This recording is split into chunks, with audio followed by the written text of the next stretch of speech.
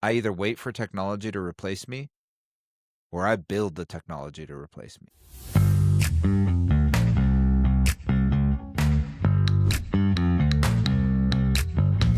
Shift happens, opportunities change, and success is a choice. So when shift happens, it is our choice. Either we let shift happen or we can make shift happen. Hey, welcome to Talkin' Shift. I am super excited. I get to invite my dear friend and colleague, Gino Fronti, to the Talkin' Shift podcast. And today we're going to be exploring some really, really important subjects. Why does it matter? Because I know these three truths. Shift happens, opportunities change, and success is a choice. And if our central theme here is to help you make shift happen, well, when shift happens, we have to be on our toes to then make shift happen. And there's nobody better to have on this podcast to be helping us do that. My dear friend, Gino Fronti, welcome. You ready to talk some shift? I'm ready to talk some shift. Man, I talk shift every day. So just talking a little shift on your podcast is something that's going to be second nature to me, buddy. Absolutely. We have these conversations all the time. So, I'm excited. And that's why I wanted to put it, to get this, on the tape and on recorded. So, and just for a little context for everybody out here, Gino has been running billion-dollar regions in the mortgage business. He's a real estate investor. He's a driver of fast cars. He's a pit master barbecuer. And he's now an up-and-coming AI entrepreneur. And this is really, really interesting because of how fast this space is moving. So let's dig into that conversation. Let's dig in there. Well, I So think real quick, I'll tell you that what your tee up was is exactly how I felt and why this happened. Look, I had a choice to make. I either wait for technology to replace me or I build the technology to replace me. look how powerful a statement that is right there. I'm either going to wait for the technology to replace me. Now, normally what people are saying is, or I'm going to use technology to replace others. You're saying, no. I'm going to build the technology. Powerful reframe. Why? Why do you want to build versus use? Oh, well, first of all, I've been a builder my whole life, right? I grew up in construction. I'm just a builder. See problem, fix problem, the entrepreneur's disease. And the reality of the matter is, I know that the mortgage space is too complicated. And I spent the last 6 months trying to buy off the shelf widgets to help us enhance the mortgage platform. I tried to buy voice agents. I tried to buy schedulers. I tried to buy this. All those people out there selling you agency shit. It's crap. It doesn't work. It doesn't work. I promise you. I've spent money, time, effort, and I'm yet to launch one program. It's not easy. It's And not so easy. it's not easy. And so everybody's promising the world, but the tech's not there yet. And the problem is because they sell a single little widget, it doesn't really connect to any of the other things. And my business partner, Steven, in the AI project said it this way, and I thought it was beautiful. And Craig, you could steal this because I know you're going to love this. Every problem is comprised of hundreds of little problems. Mm. And he goes, so the problem is everyone's only trying to solve the big problem. He says, but in order to solve the big problem, you got to solve the 100 little problems. And I was like, that's Like there's the light bulb. And what I think about too, like the fundamental challenge in the technology space, we often hear tech stack, tech stack. Certainly in the mortgage industry, throughout other industries as well. What's your tech stack? By sheer fundamental of that sentence is clunky, a stack of technology, hard to integrate, hard to work together. One gets updated, the API integration failed, clunky. Now, the velocity of AI development is able to, I think, solve in part of those processes. But to your point, it's still very fundamentally a stack of tech, a stack of AI solutions. And by the way, we can put AI in quotation marks. That it's become such a big buzzword now. But what the capabilities are, it is amazing. Because I don't have to go through like what AI can do, but I think it's what are we not thinking about that AI can do? And I think going back to your statement earlier, all these little problems, how is AI going to help encompass that into an ecosystem? Or what are you thinking along the lines from an entrepreneur level? yeah. So what I found is, and I hate to kind of put it in this category, but I have to. Everyone's trying to get into AI, and not everyone's qualified. I think that's a very fair category. Yeah. Absolutely. Yeah. And so what you're having is a bunch of wonderful salespeople that are selling the world, and then they can't deliver. Well, and then access to ChatGPT has facilitated that. Yeah, but the problem is, like, look, this is the reality is I tried to build, right? The doc and I tried to build what we were trying to build, what we wanted in ChatGPT. And we built a custom GPT and it's all built out and we uploaded all the guidelines and we did all this stuff and we spent a year and a half perfecting it and poor Jarvis still sucks. And Jarvis Okay. is the name of your It GPT. had to be Jarvis. Yeah. What Yeah, else? yeah. Totally. Yeah, Yeah. Just like my assistant AI is going to be Katie, has to be. yeah. But Jarvis, look, Jarvis does about 80% of a good job. Well, that's not an enterprise solution. So now you got 115,000 loan officers out there, and I'm just going to be loan specific for a minute because that's Yeah. the area that we work in. You got 115,000 loan officers that want to use AI. Maybe 10,000 are technically proficient enough to do it. That's 10,000 amateurs building crappy GPTs. So we knew that wasn't the solution. The solution is an enterprise solution. So what you're having today, this whole do it yourself, you guys will see it if you dive into AN, you say build an agent in 15 minutes and sell it for $4,000. Mm. Those are the agents we're buying for $4,000 that don't work. Which are basically like the custom GPTs with a skin on front that gives you some of the control. Yeah, and look, I can go build a prototype on Lovable right now. Literally build a prototype on Lovable within the next 3 days of a working prototype of whatever idea I have. And I'm not saying that's a bad thing, Craig. Let's be clear about this. I think it's a wonderful thing to go from concept to prototype. But you're talking $1 million to go from prototype to reality. Well, and I hear what you're saying right there because I've seen some of the products coming to market that I can tell is really ChatGPT behind it with a skin on front. And maybe it's in the category of, hey, it's good enough to be good enough and to really get an entrance into the market. But to your point, if we're really trying to create enterprise solutions, if we're really trying to, you know, I don't even know if I'm going to say the word, but I'm going to say it anyway, revolutionize in this space. Obviously, GPT solutions in of itself, based on I think the confines of a chat GPT, which is also an interesting thing to say, it's not going to solve the greater problem. In fact, maybe it's even going to create some new problems. It's going to create new problems. So I will tell you what the problems are with Jarvis. So Jarvis, his whole concept of Jarvis is I give it a scenario and it scrubs the thousands of products that I have and it identifies the best product for this human. Okay. The good news is 80% of the time, it's good. The bad news is, and I forget the right term for this, so forgive me, Stephen, if you watch this video, but I think it's called non-denominational or something along the lines of that. Non-descriptive. It's every time you ask, let me describe what it is. Every time you ask an AI a question, the exact same question, by its nature, it has been programmed to give a different answer. So I'm trying to create a black and white world and it's programmed to be gray. So when you take something from that particular level and you try to institutionalize it, you have to build a rules and guidelines, a management layer. Okay. Protocols. It's They're usually known as MCP protocols, okay? But what it is think about it this way. This is the best way I could describe it. 15 of us individually playing instruments could sound pretty bad. right. But if we had someone leading the orchestra and we had the music in place and we all did what we're supposed to, now it's going to sound beautiful. And so that's what the orchestration layer does. Okay, I like how you frame that. That's what the orchestration layer does. Because when I think about, again, if I'm an originator, and forget even just being an originator, I'm an entrepreneur myself. I am an executive coach. I am a solopreneur. I am working hard to figure out how to work smart. It's not even so much the working smarter, not harder. Now, I'm working harder to figure out how to work smarter. And I'm trying to incorporate AI into parts of my business that I see fit. So let's talk about what AI That's is good challenging. at. Yeah, let's talk about what it's good at today. So like what could you actually use it for that's good? Research.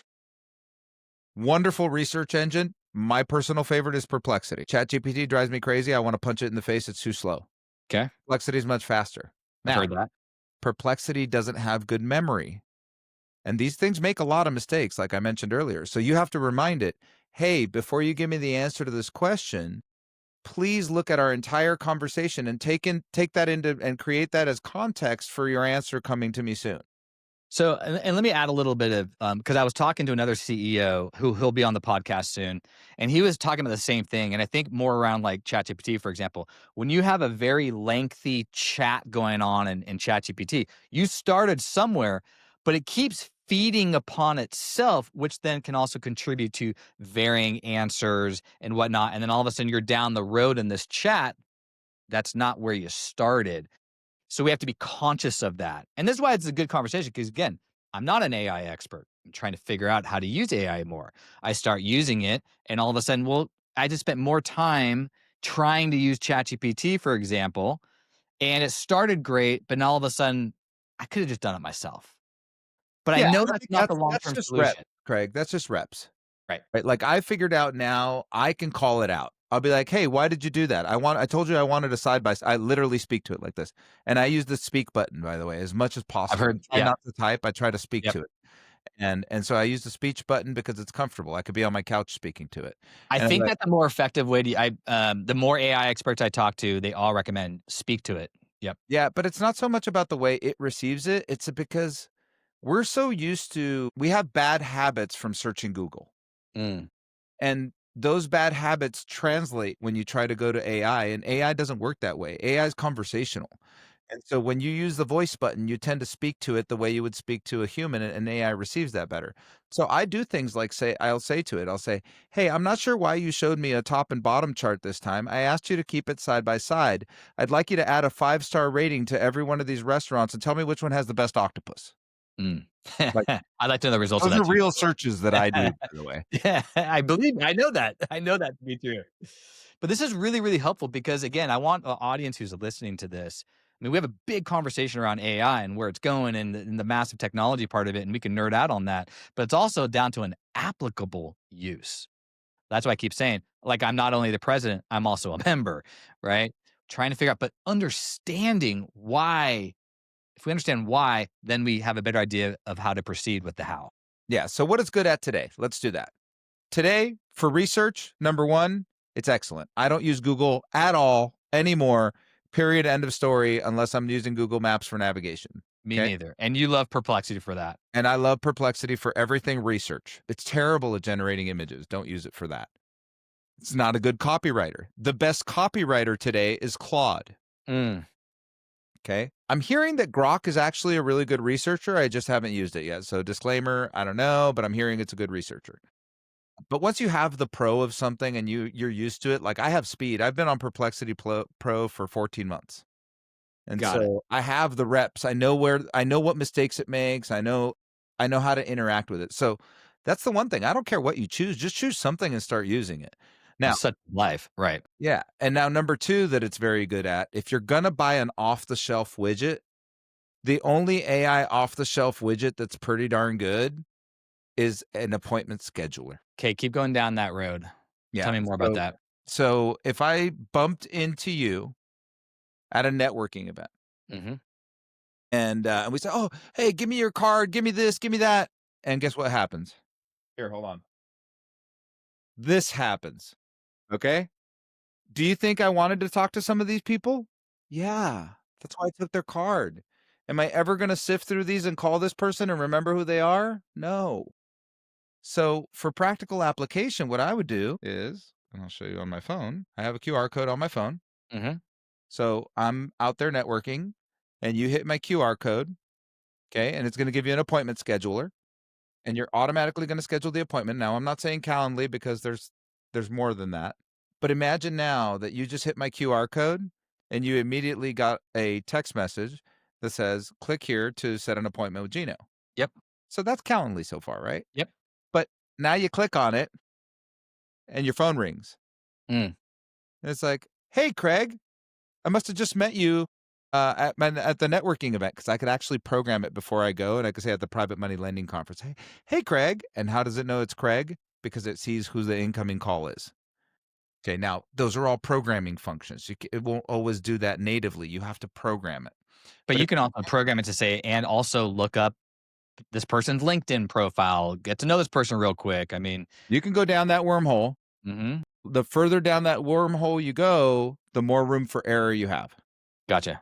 So there's a difference between having an agent and having a trained agent. So I like to tell you guys, I'd like to say it's no different than hiring a new employee.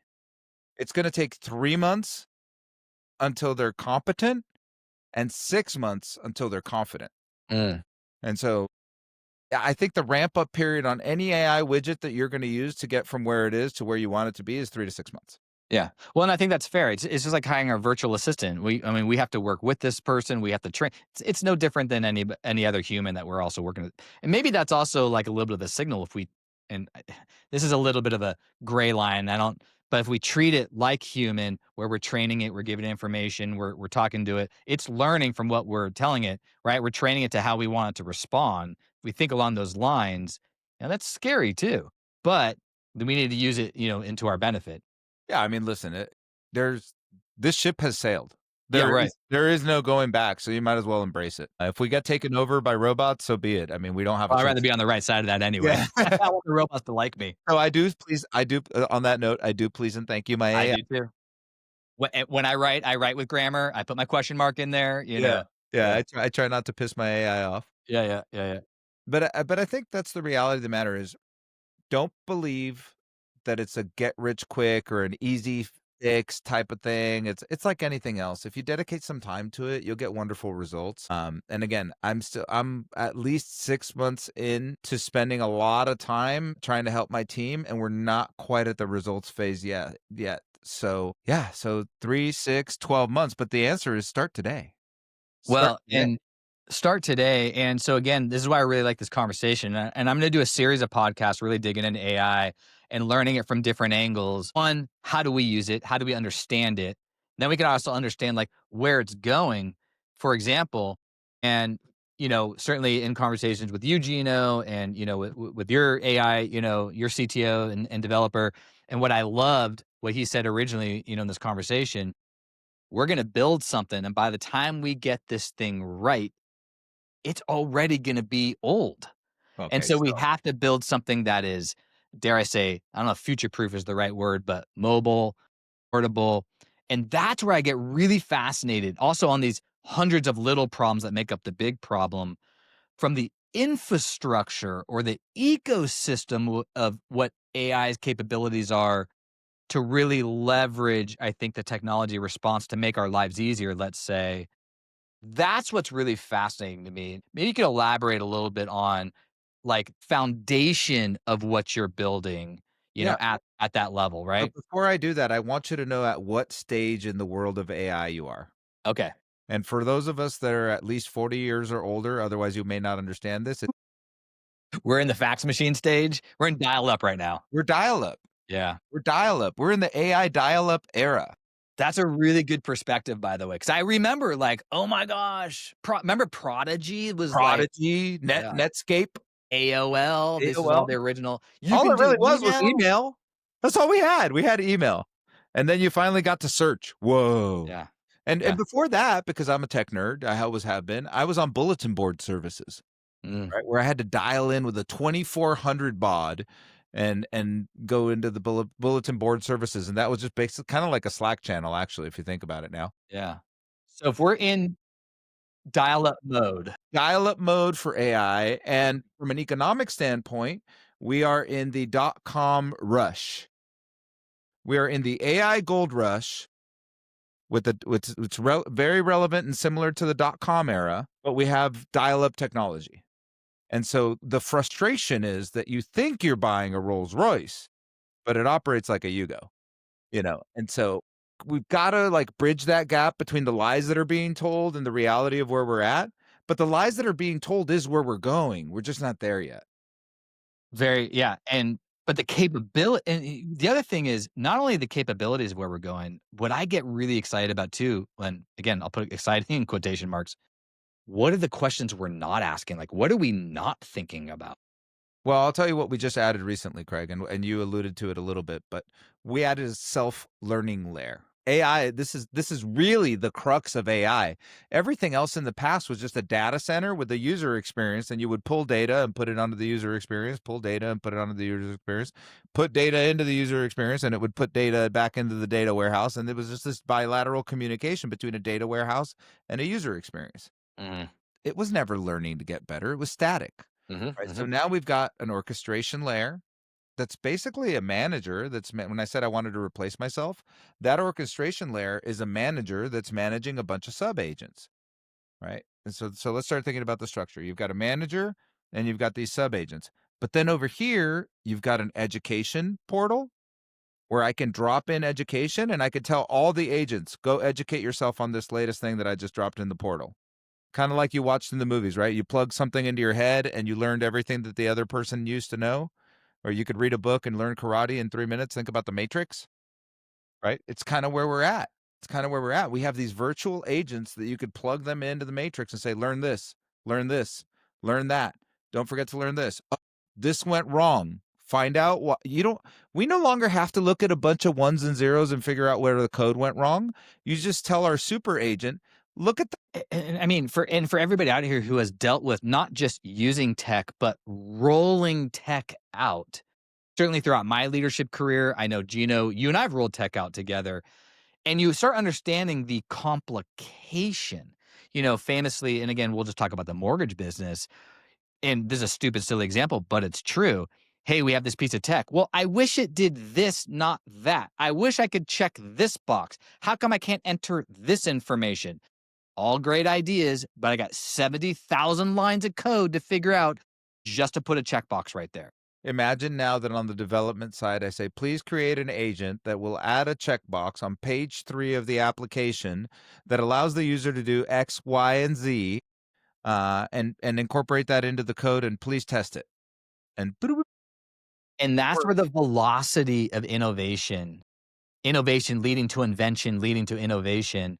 And again, I like thinking about if you've got the orchestra and you have all the different AI agents in that orchestra who is then learning, to your point, under this category that is then also trained. As you update that category, these agents will continue learning. So it's constantly updating itself. We can fine tune and dig in and fix problems. So again, like what we are talking about earlier, when we talked about tech stack. See, this is what I'm thinking about. And I know in our conversations about, in what you're developing, and I'd like to talk a little bit about that more at the infrastructure level, as well, before we go to the product level, if you will, because that's what I'm really fascinated about. Like the self-learning capabilities, the portability of it, the even though the product, like the space is going to continue getting, let's say, maybe crowded, or maybe we want to change or we want to pivot or there's something new at an infrastructure level, the bricks and the foundation, it's easy to update.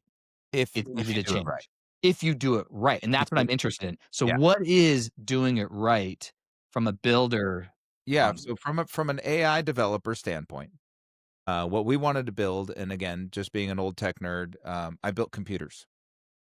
So the original concept, now it's gone further than that, but my original concept that I was telling my developer was I want it to be like a motherboard. Because I remember that I used to be able to buy a motherboard and it would last like 10, 15 years because the RAM got faster, so I would change the RAM. And Uh-huh. then the hard drives got better, so I could change the hard drive. And then, ooh, NVIDIA just came out with a new card, and I would change the NVIDIA card. And then at some point, it's like, man, I put all this new stuff on, there's not enough power. Change the power supply.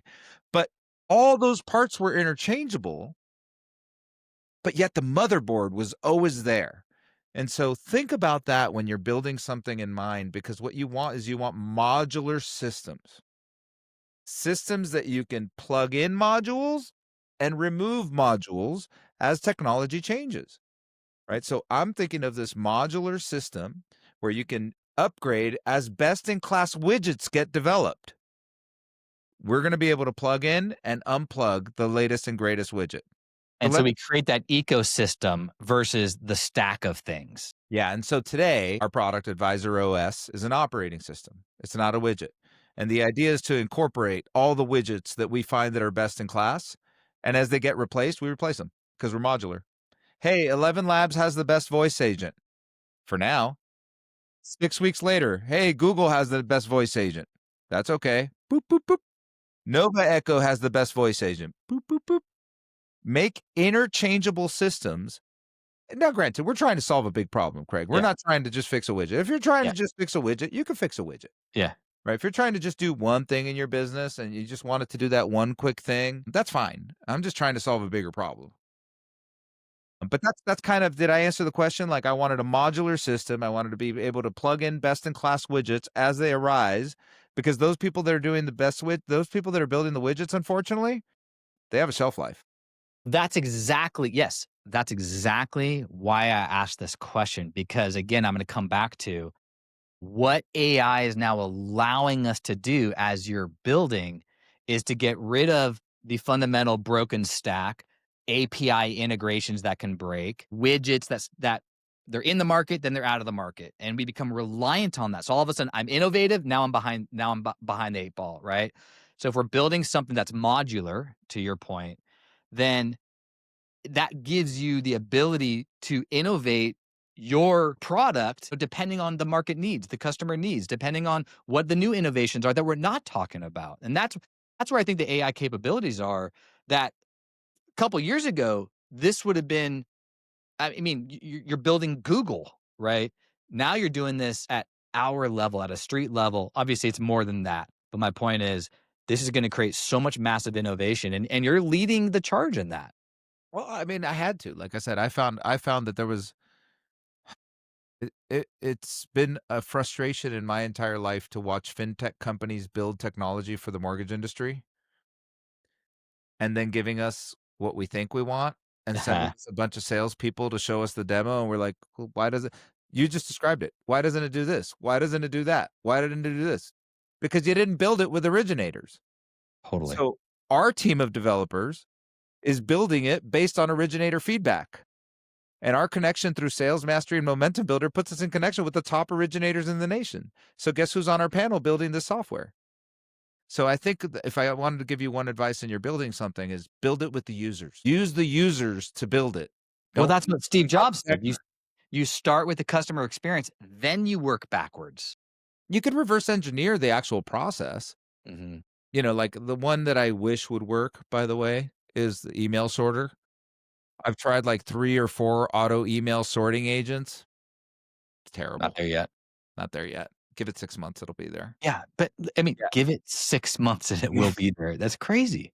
Yeah, Yeah, yeah. So I think acceleration in the AI space is gonna be like something we've never seen before. I think Dave Savage said last week that, large language models are improving themselves by 3.3 times every 3 months, is it? Or something like 3.3 that, times yeah. every 6 months or something like that?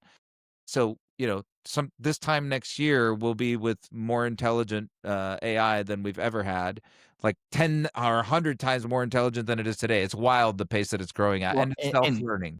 and just in that statement right there, and that timeline will continue to minimize by sheer act of its self-learning, capabilities. The only downside is, and like I said, this is where you have to be very careful with what you're building if you're building something, is if someone's building something on Lovable or N8N or something like that, just know it's not enterprise grade.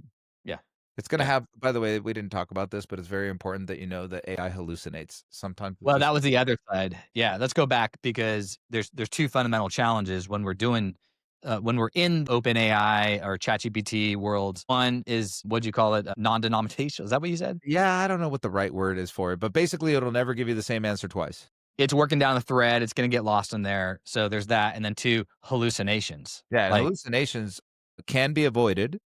But in order to do that, you have to have an orchestration layer. So, but if you don't, if you build a single agent, which you can, if you go into N8N, you could build a single agent that does some stuff.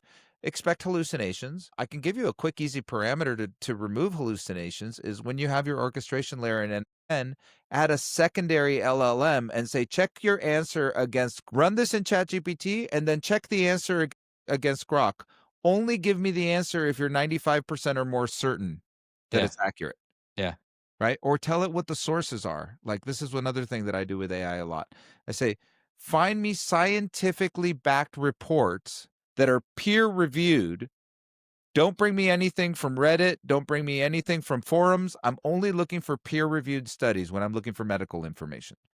So it's those types of granular instruction that are important to give an AI engine in order to get a good result. Crap in, crap out is still real even in AI. Yeah, and it's hard to see that, right? Because we're You getting want it to programmed be all truth, right? You want it to be perfect. right out of the gate, you know. Okay, so I will throw in a little fun fact for you guys. So Perplexity, which is still my favorite, just released Perplexity Assistant Comet. Okay. Comet allows me to open up all the tabs, and it's not quite where I want it yet, guys, but in like 3 months it will be. I mhm. opened up Delta, American Airlines, and Southwest, the 3 that I have status with, and I put into the assistant and I said, "Hey, Katie, I need to go from Burbank to Las Vegas. I'd like to leave at 8 o'clock in the morning, or close to 8 o'clock in the morning. I don't want to fly out of LAX. I have to stay with Burbank, and I want to come back on the last flight out of Las Vegas." It goes into each one of my tabs. It populates all of the empty buckets in each one of them, and it spits out the available flights for every one of them. Then it goes through all the flights, sees which one matches the best, gives me a summary of the 3 different ones, and I said, "Oh, by the way, I'd like to use points." And it logs into my system, and it pulls all the points, and it found me the fight with the lowest points. It's wild. Wild. It's Like, wild, and it's a beta, so not everybody has access to it, but I mean, this is where we're going. It's so let's focus on what AI should be. let's go there. AI should be a tool you use to collapse timelines in the mundane, repetitive things that you do so you could spend more time doing the things you do best. And I love that. And what I've been saying lately, and you can also steal this, let AI write in black and white so you can paint in color. Yeah. Yeah. And that's what we're solving for here. So I think this conversation, for everybody, I mean, we've definitely gone down some rabbit holes. We're nerding out. Like, this is way above my pay grade here. But it's really, really important because I'm trying to understand at a foundational level. So it's not just applicable use. Okay, what do I use Perplexity or ChatGPT? I got copywriters, I got agents, but like what's going on underneath it? We got hallucinations, we've got this non-denominational thing. We're working our way down the thread. And then we've got it's moving so fast because it's self-learning. So what we can do today, we're in dial-up mode, but we're moving pretty fast from that as well. And so we got capabilities coming down the pike here. So talk a little bit about too. So what are you building right now? What problem are you solving? Right. So actually what we're solving is maybe threefold, maybe 4 or 5 or sixfold, but in reality there's 3 crux problems. Humans don't live their lives the way lender guidelines want them to. And the role of the advisor is to bridge the gap between the way you live and the way the guidelines are written and find you the best product and price for your family. So I'm a complicated borrower. I got all my different criteria, complicated, not complicated, whatever. I got different criteria. I go to an advisor, and that advisor is working off multiple sets of guidelines, different investors, different options, trying to find the best fit for me. One of the large broker shops in the country has 280 investors. How could you as an advisor really truly know what all the guidelines were at those 280 investors that are changing guidelines every day? Mhm. Okay, now I'm going to say, pat myself on the back. I'm one of the best in the industry at it, and I'm still having a hard time with the amount of guidelines and the amount of lenders and the amount of stuff coming at us. This is going to be like that, Well, right? so This what's is the going to be completely automated. And so the problem is that humans are complicated, but guidelines are complex, and we have to bridge that gap now. I love that. Yeah, and they stole it from you. Of course you do. But humans are just complicated. I mean, the reality is like today, maybe you got cut to 32 hours, and so then you picked up now you work at Uber Eats, and you get Zelled your rent money from your cousin, and like none of our guidelines in the mortgage space or in life insurance space or in any of those spaces have been written for that. So our job is to bridge that gap. And the humans, the advisors that do that job today, it's like a one-man band. We're playing music and we sound okay. And we're running over here and check with this person, check with that person, check with this person. Ask Gino, calculate the income this way. What if you try that? And what if you try all this thing? So that's what's going on in the background. Of course, when you speak to us as a consumer, we make you seem like everything's totally cool, right? Like the duck just floating on top of the water. But behind the scenes, man, we're doggy paddling, yelling at each other. sending emails, "This is taking too long," you know? Well, So and this is what I experienced from the leadership chair, right? Okay, so then as a result, I've got human error, I got frustration, or I maybe have a borrower that's maybe not in the ideal product, or poor or customer experience. poor customer experience, or now I've got cost to cures. I'm losing money. I've got Honestly. concessions. We made mistakes. And I'm not even blaming the advisor. It goes back to what you just said. It's we're complicated because we're humans, and it's really complex because we have so many guidelines and nuances. We can't just know and solve all of that easily. Right, and so you create a super intelligent being that knows all the guidelines at all times, and it compares the human characteristics of your particular borrower, and it finds exactly the best suitability and makes sure that it's, has multiple layers of compliance to make sure that it's with good 95% or greater certainty is the instruction that we're using right now, that the borrower will fit those products. And so it'll give you the best product, the best price, the best service ratings, and that's just what we're solving for the advisor from a search perspective. The other thing that we're solving for the advisor is soft phone within the application, email within the application, borrower intake. Now, Craig, this is kind of scary. The data on you that's available for purchase, you know, this thing, Yep. I could find out everything about you. All those times you've hit accept all because you just wanted to get to the next screen, every single time you created a database somewhere that someone can buy that piece of information. Now, why is that important? What would be nice about that? Over the last 25, 30 years, we've created CRMs. CRMs require us, while we're on the phone with you, to find out what kind of sports fan you are, whether you have kids or not, what, you know, what sports do they like? What do they play? Oh, she's a cheerleader. That's cool. Oh, yours plays volleyball. Okay, I should log that, you know, but we just don't. So imagine if the intake call was recorded, transcribed, data extrapolated from it, dropped into the CRM. Now you have all that data. Okay, let's pretend that you were a Ohio State fan. Yeah. So this weekend, my I'm database would sorry. have. Can we just update that to Arizona State? I just want to make sure that we have quality control here. Did Arizona State do a good job this weekend? Is it gonna be relevant? It's relevant to me because I went there. Okay, but Ohio State beat Texas, that's a big deal. Yeah, but yeah, we don't worry about that. Anyway, go ahead. Ohio State Ohio State I beat just can't Texas. root for Ohio State because they beat us Yeah, at the I'm Rose not Bowl asking you to in root for them, I'm '97. just saying imagine this. So, you can tell Craig and I are friends, we could go to war. So now, everybody in my database that's Ohio State's gonna get a congratulatory email that says, "Congratulations on your big win. I hope you guys had a good time, spent some time with family, and looking forward to your next game." And now it's gonna go and it's gonna search what the next game is, and it's gonna say, "Would you like to add this to your calendar?" And then they could add to their calendar the next game, like, so now what type of value am I bringing to the consumer experience is really what it comes down to, right? I am creating a consumer experience that makes them feel cared for, loved for, and it's not like loan officers don't, they're just too busy. Yeah. They care about them, they just can't keep track of all of it. Well, and again, so if AI is writing the black and white, all right, so I've scrubbed all the guidelines. I've given you the best pricing options. I think you told me once before, I'm measuring risk assessment on that as well. So all of a sudden, I've taken all these things out, and I've completely compressed the timing on this. I don't have 2 days of back and forth. I got to talk to that underwriter. I got to talk to Gino. I got to talk to right. So all of a sudden, I have access to information at light speed. So now, as an advisor, we want to leverage the human experience with this. We're painting in color. This is doing the black and white. So I'm hearing that solve. And then from a lender perspective, now I've got a better customer experience. I've got a better advisory experience. I probably am protecting the compliance. I'm protecting the legal. I'm protecting the bottom line. I'm protecting the P&L. I'm protecting margin. Well, So at that's the also end of the very day, important. the problem we solve is we lower the cost to produce, we shrink the time it takes to get from A to Z, which gives the consumer an Amazon-like mortgage experience.